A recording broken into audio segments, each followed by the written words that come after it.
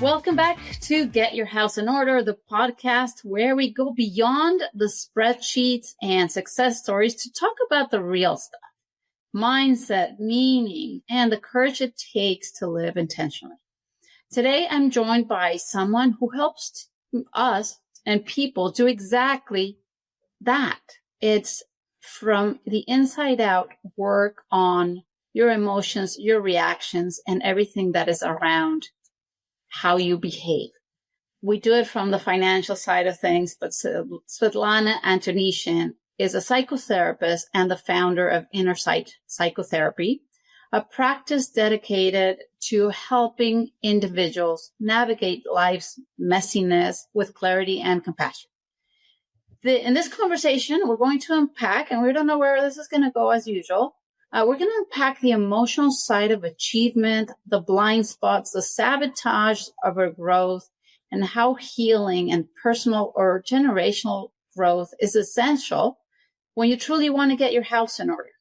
But this is all in the middle of a very noisy environment. So, Svetlana, I'll pass it over to you. Your company's name really suggests a lot of depth. What does it mean to be in Innercite, and how do you see people? What do you see in the psychological environment these days? Well, we as people, we always have to deal with environment, right? Like we deal with all the changes that are happening with the environment. And some people are reactive and some people are responsive. That makes a very big difference. When we are reactive to environment, our nervous system really goes into this unconscious place and reacts from this fight or flight mode or from shutdown. And when our nervous system goes into that fight or flight mode, most people don't know that it blocks access to cortex. And cortex is the part of the brain that does all the thinking, left brain, as sometimes we call it. So when access to cortex is blocked and you can't think anymore, so then we are left to our past experiences, which is often trauma, negative experience, and we do sort of copy and paste reaction to it. Something that we have done before, we go to the familiar place and respond to this from that same place. So what therapy does, therapy actually teaches you how to rewire your nervous system, how to shape your nervous system in this non-reactive way so that you can respond to the environment. Because change is constant.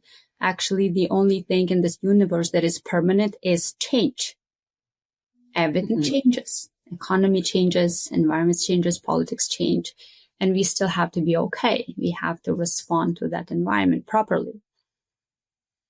And obviously in psychology, you tend to discover patterns. Are there any common emotional patterns that you see? Shame, fear, control, self-worth, or any of those that often go unaddressed by high achieving people? Well, high achievers like sense of control, right? We like that sense of control because having control gives you that illusion that you're controlling the change. And how do we control things? Like there are different patterns. We can control things by being dominant, by being imposing, or we can control things by avoidance, like people pleasing, perfectionism, approval seeking. So it's like you kind of control things by playing along.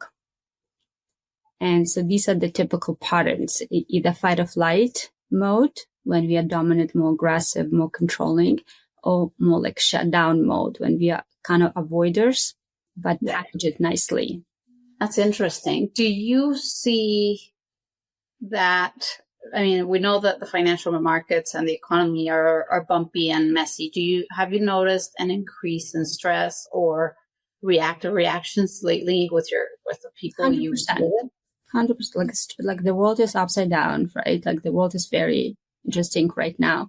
So obviously it heightens the stress. Like people feel uncertain. That fear of uncertainty, fear of change, these are the very common fears that people have. How they deal with this is a different story. But when this comes up, right, this is when it becomes important to learn how to be responsive to environment, not to be so reactive. The eyes of the storm, you have to keep your core and be responsive, because in a time of crisis, the most important thing is self-care. In the time of crisis, in a time of changes, the most important thing is how you respond. You probably know this from yourself, right? Like, when do people make the most mistakes? You can see very smart people, very high IQ people making the stupidest mistakes based on what? Clearly, IQ has nothing to do with it. Yeah. Right. And I find in these days, well, I think historically, but more so these days, there's a lot of enmeshment or entangling between self-worth and money. Mm-hmm. And when there's a downturn or a correction, or, Trump decides something new, people are personally affected beyond the financial effects of a market downturn. Do you work with that too? What do you see there? Well, again, like that, there are different ways how people react to it. I too believe that money and self-worth have a lot to do with each other, but not from a place of ego, right? Sometimes money and self-worth are connected from that place of ego when money dictates your self-worth. But there's another way to look at it. When people with high self-worth, they do better because they care about themselves better. They keep the house in order. They keep their life balanced. They put certain systems, certain tools in place. So self-care and self-worth are connected very much so. But what happens when the people take care of themselves? They want to get their life together, whether it's financial, relational, family, health. Mm-hmm. But when money dictates your self-worth, that's more like an ego perspective. So basically, you don't have good self-worth, so you want to buy it with nice car. That doesn't work. And okay, so that, let me just try to look at it in a different way, with a different lens, because I find sometimes a lot of the money mindset can be a matter of not necessarily nature, but more nurture. Is like the message your parents gave you. Mm-hmm. And you have to succeed in a way to be approved by your parents.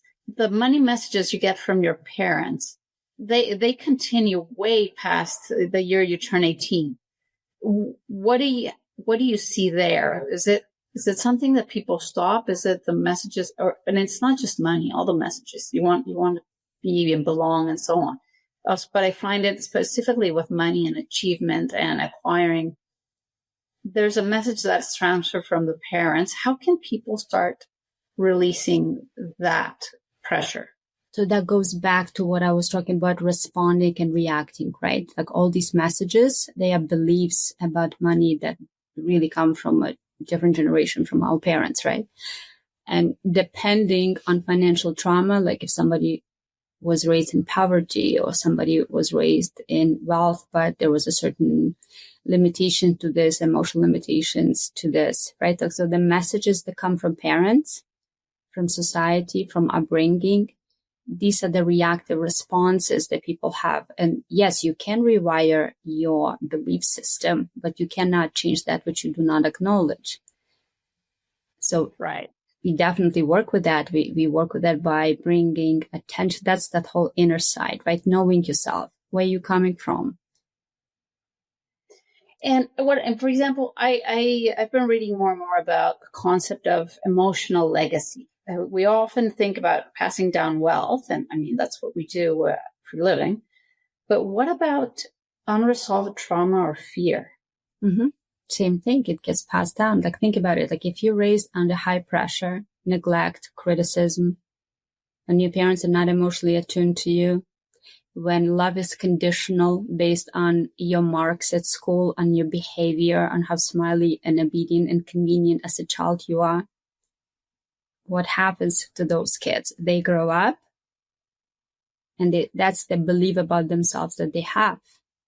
And then the belief about themselves that they have now becomes the basis of their decision-making processes, how they decide on their relationship, on their finances, on their investments, and how they build their life, how they build their self-esteem, right? And it takes quite a courageous person to drop these beliefs, because in essence, you're not listening to your parents anymore, right? You have to listen to yourself, but who is that yourself? So when that fight or flight mode, when your nervous system is intact and you are regulating what happens, it opens up your pathway to cortex, your thinking brain, and then you go into your creative mindset. You cannot be creative when you're not thinking, right? Because when we are reactive, we're simply doing copy and paste. That's it. It's a history repeats itself. Because all the knowledge that you have up to this point is things you have learned in the past. Being reactive, you're using just that knowledge. That's not creative. That's just a repetition. But when your nervous system is intact, you're accessing your thinking brain. And there you can think creatively and think outside of the box. That's where innovation comes from. And I find that when it comes to innovation and so on, it's kind of like when we were little and we were allowed to play, right? And then you're creative and you're trying things and poking things around. Obviously, you can't play forever, right? Now, another question I have for you is, I hear the concept, and sometimes I'm guilty of it, of burnout. Mm-hmm. When, from your perspective, what's the relationship between doing it all and burnout, and what's the psychological cost of constantly pushing ourselves? So burnout, it usually comes from mental load. It's different than physical tiredness. When your body gets tired, when you're physically tired, you can sleep, and sleep recovers you from that kind of exhaustion. But when your mind gets tired, when your nervous system gets exhausted, when you don't have enough mental rest, sleeping won't help. The kind of recovery from this is a active rest. When you actually, like, you go skiing, you go bike riding, you go dancing, like that active rest when you enjoy life. But then we are back to this belief system that our parents teach us, our Tapudu parents teach us, that resting is being lazy. When you do nothing, it's a bad thing. You're supposed to always be productive. So that's the thing with high achievers, right? They feel guilty to rest. They feel guilty to take vacation. So their nervous system and their brain never recuperates. There is no rest. Your body sleeps, but your mind is still anxious. Your mind, and then you don't sleep well either, because you're back up. And because mental load gets offloaded only when your mind goes into that rest mode, which is not fight or flight, not shut down. Because ventral nervous system. Ventral nervous system is a whole big tree inside of our body. It's a whole nervous system that's responsible for rest. But in order for this nervous system to be activated, we have to be in that active rest. But how do we operate? On performance, right? To do right, to complete, to finish. What if something doesn't work out tomorrow? Let me be prepared. Just to sit and chill and rely on yourself is not a thing. We just rely on always being prepared, which is back to control. Hence the burnout. We simply don't rest enough. And when people show up and tell you, all I want is peace, where do you begin with them? So all I want is peace. It means they want to get out of this fight or flight mode. Fight or flight is anxiety and frustration. All I want is peace. So they want to rest, but the guilt, the anxiety, the fear of control, the fear of uncertainty, fear of change keeps their nervous system activated. So they mobilize, they're on edge. Nervous system is on edge. But funny enough, our fight or flight mode is unconscious and is not designed for psychological safety. It's designed for physical safety. Our nervous system was developed back in the day when we lived, in forests and deserts. And it was there to protect us from predators, not from text message or deadline. Right? Yeah. You react to text message as if the lion is chasing you. Heart is pounding. Nervous system goes off, right? So that peace, feeling at peace, it means being able to just slow down, being able to simply notice the cup of coffee you're drinking, not gulping it, being able to just be present for at least a minute, just be present to yourself, not reactive, responsive to environment. So if you could redesign how mental health is approached in schools or workplaces or even within families, where would you start? It's very controversial. Well, I, first of all, would not raise obedient kids. Like, that's how I approach parenting. My kids are not obedient. They are free. And they are free because they're good, right? All children are born good. You don't need to teach your kids, be careful, don't be bad. They were not bad to begin with. They have a say, right? Like as they schedule the day, there's obviously structure and it's not without it, but they have a say how they participate in their daily schedule. So at school, same thing. Like there's not enough movement. Scientifically, school is not built properly. For example, our brain can process information only for 45 minutes. 45 minutes that the brain needs 5 minutes rest. Kids have classes that are over 1 hour. That's not how body works.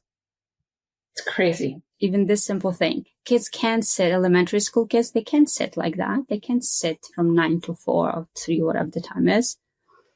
So that would be, and there's not enough creative stuff. There's not enough creative teaching. There's like memorization or different things, but schools don't teach how to manage finances, for example, how to deal with taxes, how to manage your health, how to manage relationships, how to manage all the life skills that you have, right? Like how to manage all of this stuff. And in terms of mental health, things are different now. Like when I went to my daughter's first grade, there was a poster with emojis. So that was already great. So they do teach them emotions, that emotions are real. They're not some kind of a nuisance. So something is changing, but it's a huge topic. I can probably talk about this for 3 hours and it's hard to size, like to make it concise in 1 hour. But mental health is a big part of everything. It's a big part of how we think. Well, do you notice people thinking? How many people do you know that are actually thinking, like slowing down and making a decision? Or most people that you know, they are just reactive. Yeah. Exactly. So there is not much thinking, but who teaches us how to think? Nowadays, they teach you what to think, not how to think. That's a whole different topic. Like imposing values, imposing belief system, not letting people figure it out on their own what they want. You know, look at the report card. Like, let's say one of my kids are really good at math, not so great at English writing, but she's more like into formulas and stuff. The report card comes in that math is great, but the writing and there's like a big paragraph how not good she is when it comes to English. Who cares? Clearly it's a future accountant or future something else. So the report card should say something like, not so great in English, but amazing at math. So let's pay attention to this side. She's clearly going to be into this kind of profession that have to do with math, right? Like, and if she changes her mind, it's fine. I mean, exactly. But schools, they don't encourage positivity, right? They just point out what we are not good at. So then kids come out from schools, from parents too. They're not focused on who they are, what they like, what they're good at. They are too focused on who they are not, how they are not good enough, never feeling good enough. Does that make sense? So that's again. Yeah. No, and it's interesting because I guess our generation, at least in my world, I went to a German school, so you were kind of like dumb unless proven otherwise. Mm-hmm. It was savage. And the system, classifies kids early on, like you've got hope, you have no hope, or you're completely lost and then forget it. When they're like little, 8, 12 or so years old. So it's interesting, but I find, I think in life and as a business owner, I realize that I have a harder time complying with boring rules and the system and, the hierarchies of a big organization. They drained life out of me. And when I decided to start the business, I said, well, I'm not entirely sure how I'm going to do this, but I have this vision of where I want to go and what I want to do and how I want to help people this way or the other. There's a fear and there's control at the end of the day, we don't control anything. That I've learned the hard way. But there's this fear of failure that people have, that they dim their own light. They give up. They're expecting the government to solve their problems. They're expecting the employer to solve their problems. And these are full-grown adults. And it's sad because I think you lose your humanity. When you think of the education, back to the education that's going around is, I had a coach at some point and he said that the education system has a problem that it works on reinforcing your weaknesses very well instead of allowing you to glow and shine with what you're really good at. So you can spend 6 hours, practicing math if you are bad at math and you're going to get a mediocre math passing grade, or you can focus on, writing or creative or arts or whatever the case is, like in the case of your daughter, the other way around, and have a very strong strength. And how do we, as the sandwich generation, get rid of the message that your parents gave you, you have to have good marks, to what we see that is practical or is not practical? Well, that's exactly what therapy is for, right? In therapy, we do talk about values and where did we get them from. Like, for example, working hard. It's a common value. We have to work hard. Who says we have to work hard? Why can't we work smart, automate, delegate, create certain systems? It's just a belief. It's just we can work hard, of course, if that's what you like. And a lot of people love their jobs and there's nothing wrong with that. But it's not a rule. It's a choice. So right. Questioning, like, I believe in questioning everything. Everything that I think about, I question it. Like, where did I get this from? How old was I when I started thinking this way? What if I was in 5th grade? Would I go to another 5th grader asking advice in life? No. So why would I want to use my belief that I came up with being in 5th grade? But even if I'm 17, 21, or even 41, I prefer my 50-year-old brain than my 41-year-old brain, right? So everything I believe, I like to question it, especially if it's a habit. Like if it's a habitual belief, clearly, the saying, like, I have known this my entire life. Okay, so you came up with this when you were 3? You want to question it. You want to question, where did you come from? Like, where did this belief come from? And then do some reality check. Does it still work? Does it still apply? Look how we raise kids. We are raising kids for life that won't be here when they are grown up. Why are we doing it? We have no idea what life will be like with AI and everything. But we are raising kids for the life that won't be here. Why don't we just get curious about our kids and what they are like and help them feel connected to us, help them feel curious about life, help them feel excited about life so they are full of energy, which makes them not lazy, right, when they're full of energy, as opposed to controlling them. So our values and beliefs, it's a big force that drives us, and we don't even question these values and beliefs. Who said that? One of the philosophers said that the biggest, probably Plato, I don't know who said that, but somebody old, that the biggest tragedy of human life is that we don't reflect. We don't question. We don't question what we think. We just live by these rules. We just keep going. And how did you get to, obviously you went to school, you became a psychologist, you did all the rules. Yeah. But how did you get to this approach? Like, how did you find that the tradition was not good for you? Well, or not good for in general? I did have very traditional life, left my parents' house, got married young, stayed home, mom, all kinds of stuff. Like, I had that life, felt miserable. Went to therapy to question everything because I had everything. I had everything to be grateful for. And I was as miserable as it gets. Went to therapy to make a big decision. Just I was questioning my marriage, wanted to get a divorce. And of course, what will my mom say? What will society say? It was a big, big deal for me couldn't even leave. Yes. A bad situation. Yeah. Yes, because what will parents say? What will society say? Throughout this process, I learned a lot about therapy and myself. And then I lost everything, literally. It was just a big tragedy. I lost everything. Everything that I worked for, I lost everything. My family, my child died in a car accident. I was deported at the same, everything, my whole life was wiped out. Just like this, within 3 months. Wow.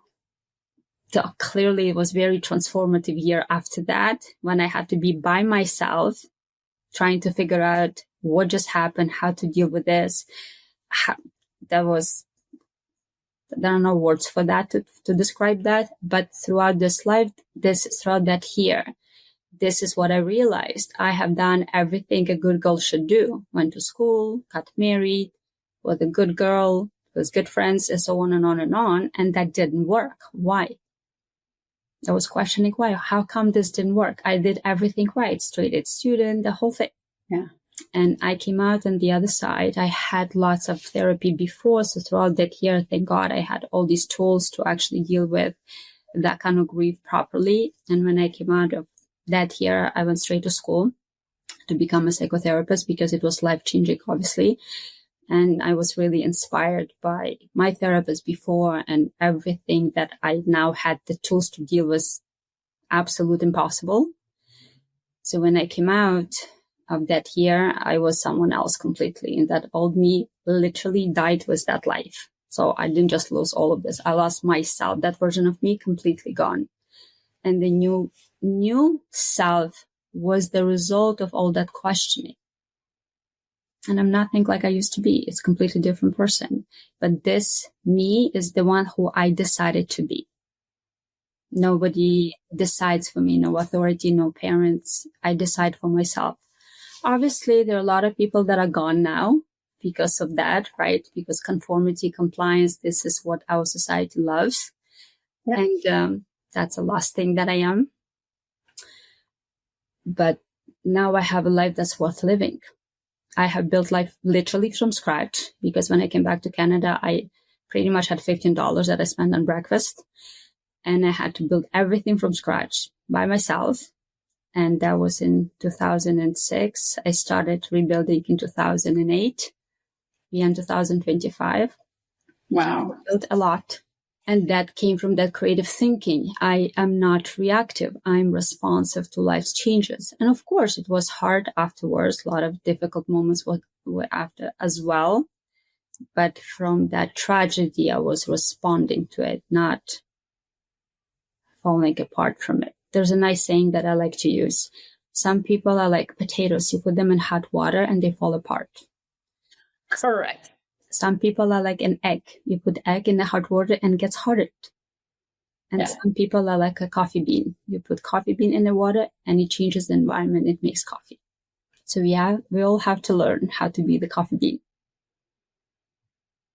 And you change your friends, and now you're with people that contribute to your life, and everything changed. Like a lot of friends left that knew me because I am just not the same, right? I'm not going to talk about shopping anymore or complaining about the husband. I was rebuilding myself very independently, and I was different. And now you have a business. Tell me a little bit about your practice. How does it work? What inspired you to? Because obviously you're maximizing the message, right? Yeah. So I started as a psychotherapist, built my full practice, enjoyed it very much so. And during COVID, obviously crisis and mental health, it was a mental health pandemic more than anything else. I got a waiting list and I started getting insurance just to help me with my caseload. And I was getting insurance because I was also supervisor for psychotherapists. And as I was getting insurance, they didn't want to leave. They're like, can I stay and work in your office? I had a couple of offices. So I had a couple of interns. Then I had a couple of more, and it kept going very organically. Whomever I have working with me as an intern, they don't want to leave. So I'm like, okay, clearly I'm doing something right. So from that, what was forming is that I have my own philosophy on psychotherapy, because that too goes under certain authorities and stuff like that, right? I have my own philosophy that psychotherapy has to be, we don't talk about problems, we talk about transformation. There's a big difference between education and transformation. I don't believe anxiety should be managed. I think anxiety can be transformed into life worth living. I don't believe that we have to manage our depression. We have to find out what is this depression symptom of and get rid of it altogether. So it's a different approach to psychotherapy, more transformative, more root cause oriented, hence the name Innercite, right? Like once you find that Innercite, how do I explain this? We have a perception, right? Perception is what you see with your eyes. We have an interoception. It's when you notice whether you're hungry or tired. And there's also that interoception is also how we feel, like when you can perceive also how you feel, not just physically, but in your head, like how you feel angry, sad, upset. That interoception is Innercite. Like when you have that observation skill of how you feel, you're more in control of it. When how you feel owns you, then you are reactive. So that Innercite is like having that capacity and ability to observe how you feel instead of letting those feelings drive the bus. Yeah. That would make you into that thinking person, as supposed to. I read the other day a little one of Instagram reels that says something when you're with a person and your body's not feeling at ease, it's not there. It's like friendships, people that you're talking to. If you spend a few seconds realizing this interaction is contributing or this interaction is taking, it's still our it's still our nervous system. That word is neuroception. It's like when you're literally picking up the nervous system of another person. We either get regulated by others or dysregulated by others. Or what do we do when we dysregulate by others? We ignore. We talk ourselves out of it because we want to be the good girl, right? You want to be the pleasing, the nice one. But if you learn to observe this and actually acknowledge this and ask yourself, what do I want to do with this internal information? How do I want to respond to this information that's inside of me, that this person is not for me, this interaction is not nurturing or useful in any way, right? So this is all that Innercite. When you find that that observer, that inner observer, life becomes in control. Yeah, no, I find to me, I think if I hadn't done my career or the chosen whatever I've been choosing, I would definitely have gone into psychotherapy or psychology. I find at the end of the day, it's analyzing your humanity and what works for you and what doesn't. And it's only those who are courageous enough to say, this is not working for me anymore. I'm not entirely sure how I'm going to get out of this or how I'm going to get to the other side, but I cannot live like this anymore. That I think they actually find more happiness. 100%. You're talking about authenticity, right? So when you have that courage to do exactly what you said, and it takes a lot of courage, of course, like it wasn't so fun for me to lose everything in my circle and rebuild brand new one, right? But going through these steps, you have a life that feels like you. You have a life that feels true. Like everything is aligned because you become the one that drives the bus, not your society, not your parents, not your old belief system, not all the values that were imposed onto you through your school, through your friends, through your relatives. You become your own person. But how many people do you know that are their own person, right? It takes a lot of courage, but they are happy. It's absolutely true. I see this with our clients. And right now we have lots of clients because I'm a supervisor of about 20 therapists, right? So I see my client, I hear about their clients, right? This is what I'm noticing. People who have that courage to live authentically, to live their own life. Yeah, there's a lot of loss, but then the gain is bigger, right? It's like compounded effect, right? In the long run, just like with finances. If you have the patience to stay there long enough, the compounded effect, it pays back. And probably the team around you, right? Like going at it alone is you had no choice, right? But I guess you built your little network little by little, and as time went by. 100%. Nobody can do anything alone. That's also not how people can be. Delegating and recognizing others who can help you. Yes, like I started just my own practice, couple of interns. I could do this alone. But when the case got, like with therapists were multiplying, we got bigger offices. I needed to get an admin. Then I needed to get an accountant. Then I needed to get you. And so on and on, because I can't be good at everything.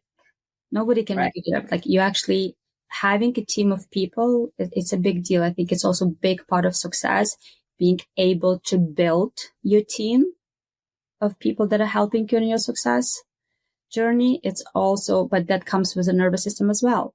Like, how do I know to hire you? I'm a therapist, right? I'm very good with my nervous system. I can tell, right? Well, I think you have to trust yourself first. So it's a bit of a chicken or egg, right? Like, how do you get to that point? You have to trust yourself first. You're right. Like, you have to develop that inner observer. You have to know your nervous system. You need to know how to listen to yourself. So all these cues, all these feelings inside, you know their language. And with this language, when you deal with people, this language is right there for you. And you have to continue listening to this language.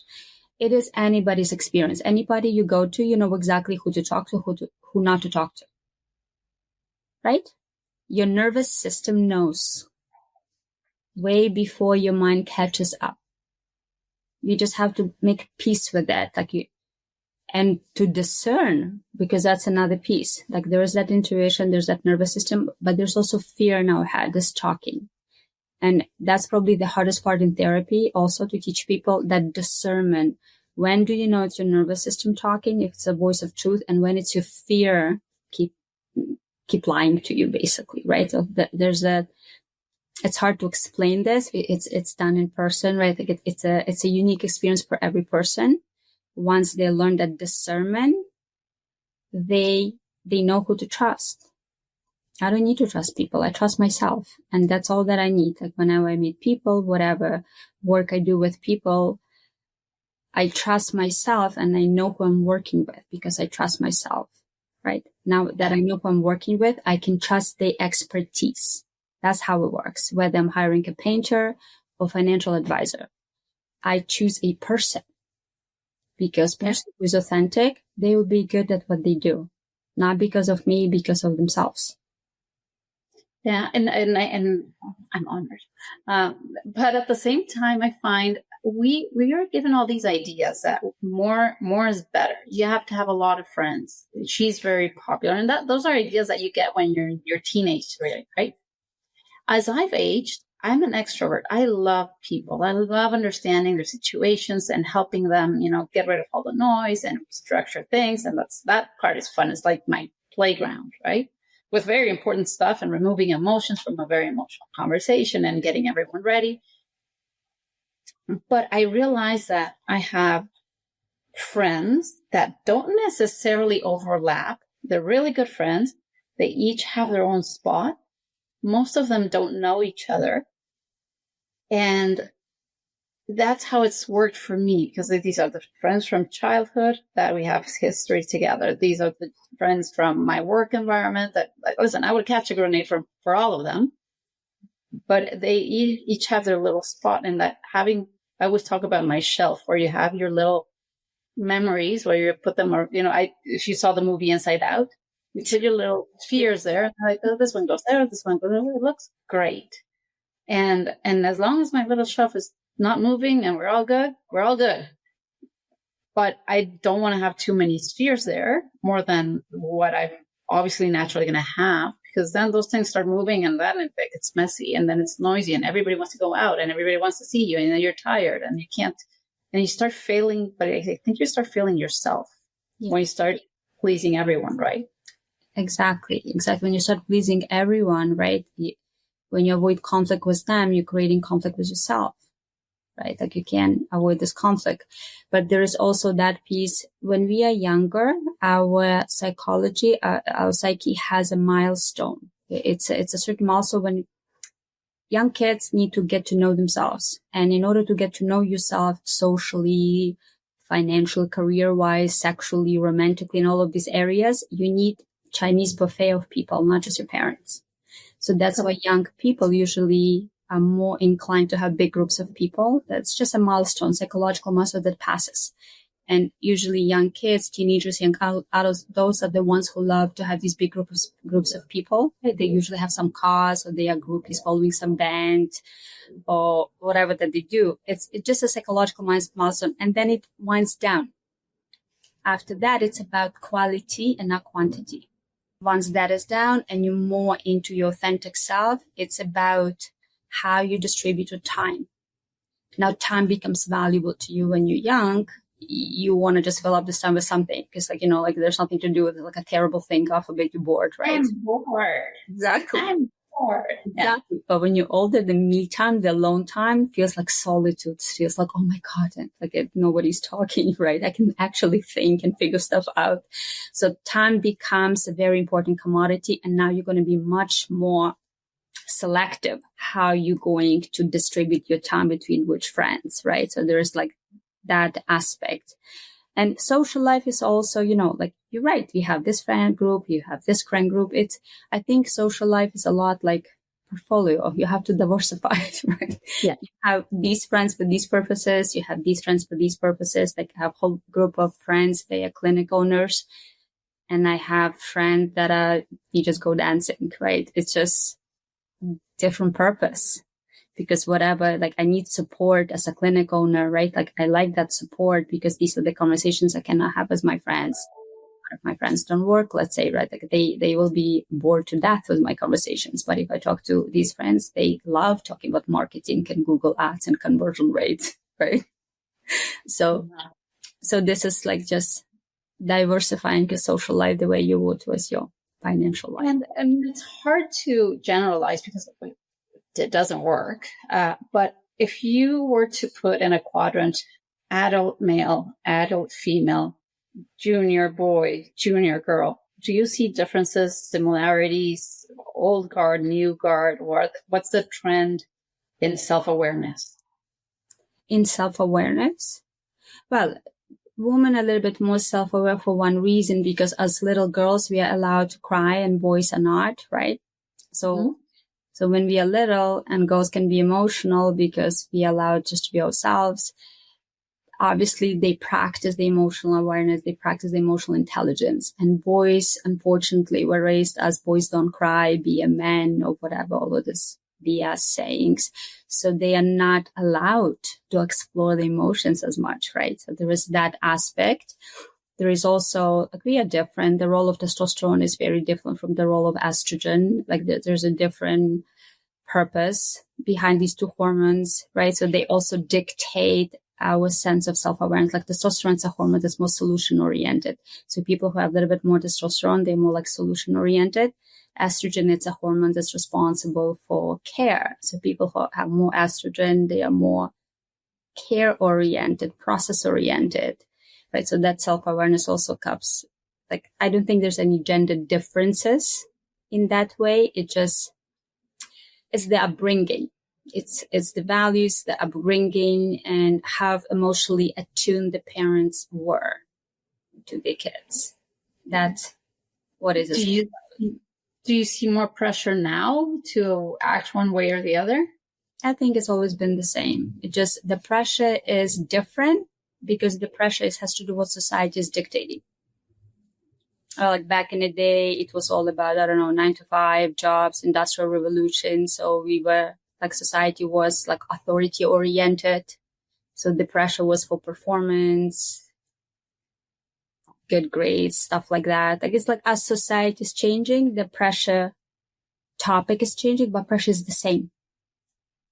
Pressure is still conformity of some kind. What we're conforming to changes as the landscape of economy and finances and politics are changing. People want to fit in, unfortunately. So if you had a magic ball, how do you see the next 5 years coming? Like people going through your practice, or it's impossible to guess? Well, like right now, yes, I'm focused. Like I noticed that I'm good at teaching therapists to be that authentic, connected, real therapist, not just how do you feel and let me listen. I'm good at being a supervisor, and I see that mentoring my therapists and interns is something that they enjoy as well. I get really good feedback. So as I'm mentoring all these interns into therapists, I see how my clinic will be growing. So right now we have 3 locations. I can see how I will keep going. And are you finding enough psychologists? From what I see, people cannot find a therapist. Everybody's busy. Everybody's good therapists are busy. Yes, it's true. So, and it's a challenge because all good therapists are already busy with their own practice or another clinic. So our main pool is intern, like freshly graduated therapists that we developed into the Innercite psychotherapists.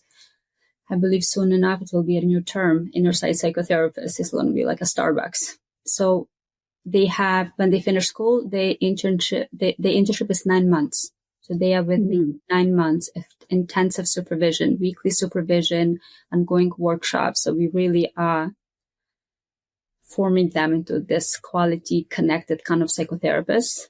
Yes, like September comes, I have 4 more new interns coming, and we're going to have a few more in January. So this is how growth is slow in that way. It's like pregnancy, 9 months, right?